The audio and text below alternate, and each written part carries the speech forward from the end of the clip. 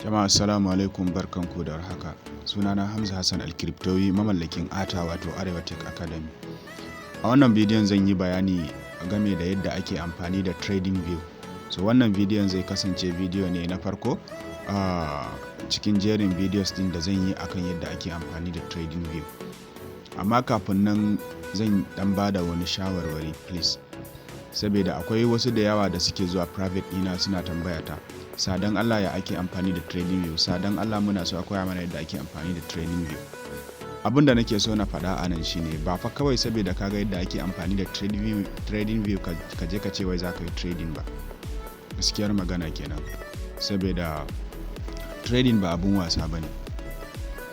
Trading ba abun wasa bane. Sannan ba haka kawai ake shiga a yi trading ba. Saboda kawai ka samu kuɗinka cikin sauƙi kana ganin kamar ba wani abu bane ka je ka batar da su. So trading yana iya cinye maka abin da ka mallaka duka gaskiya. Sannan kowane irin kasuwanci ko da ma a ce na zahiri ne, matukar baka fahimce shi ba, baka da wasu experience akan kasuwan, ba lallai bane ka ci riba gaskiya. Idan kuma ka dan samu riba sau ɗaya to watakila ba za ka sake samun riba ba, har jarin naka gaba ɗaya lalace, gaba ɗaya ka rasa kuɗaɗenka. Saboda haka a kula don Allah, da akwai mentors da dama a wannan farfajiyar namu na blockchain da cryptocurrency. So space din na a cike yake da masana sosai, don haka ga wasu makarantu online da ma physicals kamar yanzu. So ana iya samun ilimin cryptocurrency cikin sauki ba kamar da lokacin da muka shige shi ba gaskiya, wanda mu wahalhalun kasuwan ne wato da irin wasu matsaloli da muka fuskanta ya sa muka fahimce ta. Mun fahimce ta ne a wahalce tare da rasa dukiyoyinmu.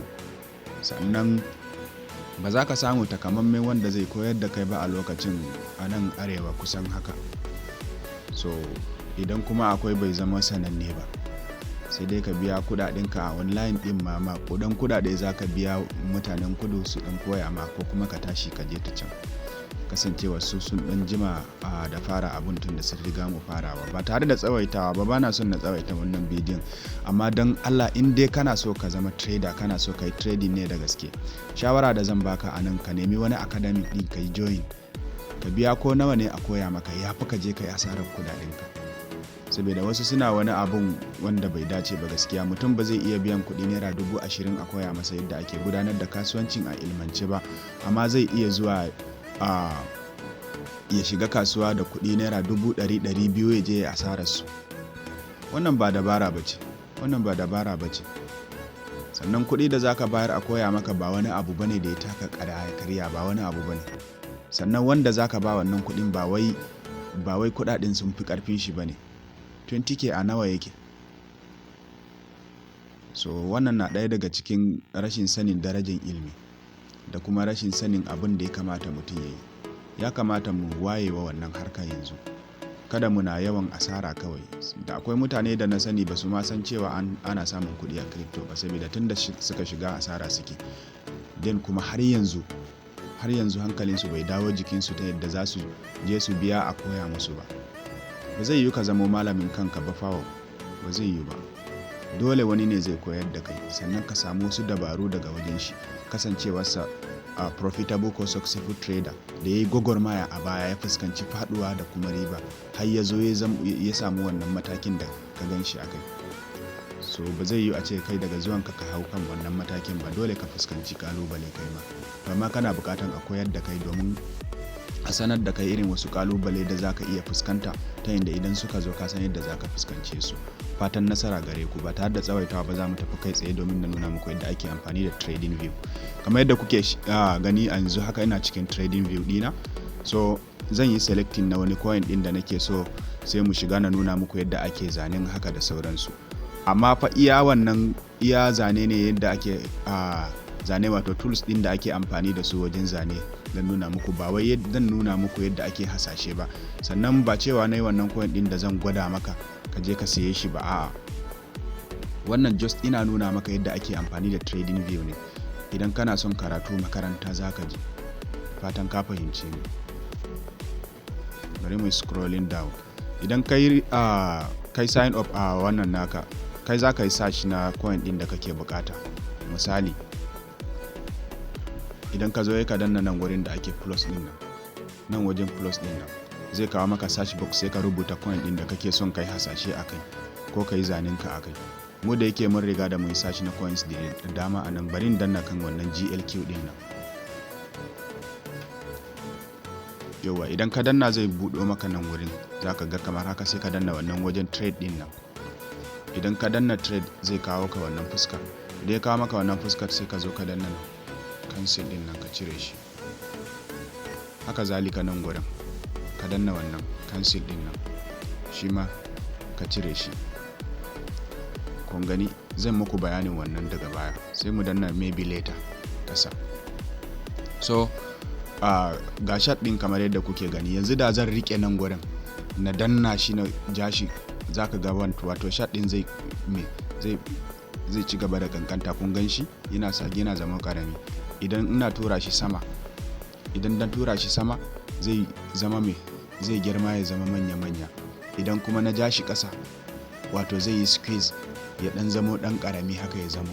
Sannan idan zaka rike wato yatsunka biyu a nan gurin haka, sai ka buɗa su, so zai buɗe. Kun gani idan ka ja haka zai rufe. To wannan shine trading view. Sannan ya ake amfani da wasu tools ake amfani da su wajen zane. Nan gurin idan ka zo nan gurin ka danna wajen plus din nan, misali idan muka danna wajen plus din nan, ga abubuwa da dama a nan gwajin: alerts, templates, remove from watch list, ga shi nan compare, indicator da kuma drawing. So tunda mu zane za mu yi, sai mu danna sai mu yi selecting na drawing din nan. Idan muka danna drawings, ga sunan muna ganin su a nan gurin. So zan yi amfani ne da wannan tools din na zana support da kuma resistance ko kuma trend line. Yanzu bari mu dauki wannan zanen, mu zana trend line. Zan yi clicking akai. Kun gani da muka yi clicking din, kun ga ya fito da wani zane a nan da wannan digon ko. To duk inda na taba dot akai zai zauna, sai na ja shi ta inda nake so. Misali idan na taba haka sai na ja shi haka. Kun gani? So yanzu zan iya rike shi na yi yawo da shi duk inda nake son na kai shi, zan iya kai shi. So idan zan zana trend line ne ko in ajiye shi a wani gwaje da nake so, wannan sai na ja shi haka, sai na ajiye shi a saman nan. Misali nake nunawa. Kun gani gashi nan. Idan ya mun tsawo zan rage shi, sai na sake dawo da shi a saman dai nan din. Idan ina son na sake samun irin wannan, so akwai wani abu guda daya.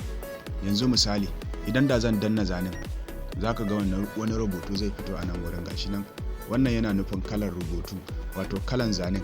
Idan ka danna wajen alaman pen din nan, sannan wannan yana nuna maka alaman kaurin ne 1px din nan. Idan ka danna zaka iya canza shi. Gashi nan gurin, idan ka danna wannan box din nan zai goge shi, amma idan ka danna 3 dot din nan zai kawo maka wasu options, sai ka yi selecting. Misali yanzu na danna shi, ina so in ƙara zanen ya zama biyu ne, don haka zan danna clone din nan gurin. Ina danna clone din nan ya zama guda nawa, an yi min printing nashi ya zama biyu, da haka sai na ja shi, sai na ajiye shi a ƙasa. Yanzu idan kuka lura a nan wajen ɗan ƙaramin zanen nan da na yi shi, kun ga na zana failing wedges, ko ba haka ba? Na zana failing wedges, wanda masana technical analysis sun san abin da nake nufi. Idan aka ce failing wedges sun san shi. So kai ma idan kana buƙatar sani, kana iya zuwa makaranta ka koya. Wannan ina nuna ma yadda ake zane ne. Da haka idan kana so ka zana wato support da kuma resistance irin wanda ake zana shi ya zama wani iri haka, bari in shiga nuna maka misali. Bari mu goge wannan. Yau wato sai mu sake zuwa mu danna kan plus din nan. Idan muka danna kan plus, mu danna draw wajen drawing din nan. So a nan wajen sai in yi scrolling up. Gashi nan, mu scrolling, mu ja shi sama, zan ɗauki wannan rectangle din nan, sai mu yi clicking a kansa. Haka sai na dawo nan, sai na ja wannan digon, sai na taba kamar yadda na yi wancan. kun gan shi kun ga yadda yake. So wannan shine yadda ake zanen. Sai in ja shi sai in ajiye shi karkashin wato support din nan. Shi ma idan ina son clone nashi, wato in yi shi guda biyu, sai in zo in taba 3 dots din nan. Idan na taba 3 dots sai in zo in danna clone din nan, printing nashi ya zama biyu. Kun gani? In na ga dama sai na ja shi sai na ajiye shi a saman nan, misali kamar haka kenan. Kun ga na ajiye masa wato support da kuma resistance nashi a nan gurin. So wannan ma shi ne yadda ake amfani da wato wajen zane haka da sauransu. Haka zalika idan kana bukatan ka zana curve haka da sauransu, akwai, in ka zo ka danna wajen plus din nan dai da na muka taba dazu, ka zo ka danna drawing din nan, ga sunan duka wannan salo ne na zane daban-daban wanda kai za ka zaɓi irin zanen da kake son ka yi, sai ka zo ka yi. Gashi nan wannan brush ne, wannan part ne wanda za ka iya yin shi kamar zigzag haka, wannan cycle ne. So ga sunan dai suna nan da dama, ga cover a nan wajen. So kai ne za ka yi selecting wanda ka ga dama, sai ka zo sai ka zana shi. Haka zalika idan kana son ka ɗaura wani hoto, gashi nan akai. Idan kana son rubutu ne, ka yi text ko ka sanar da cewa wannan shot din sunan shi kaza haka da sauransu, ya je kaza, sai ka ajiye dab da inda ka zana din. So za ka yi amfani da shi. Text din ma kala-kala ne, gashi nan wurin. So ga comment a nan wajen. So za ka iya dai amfani da wannan zanunnukan, ga sunan, ga arrow nan na ƙasa, ga arrow nan, arrow maker.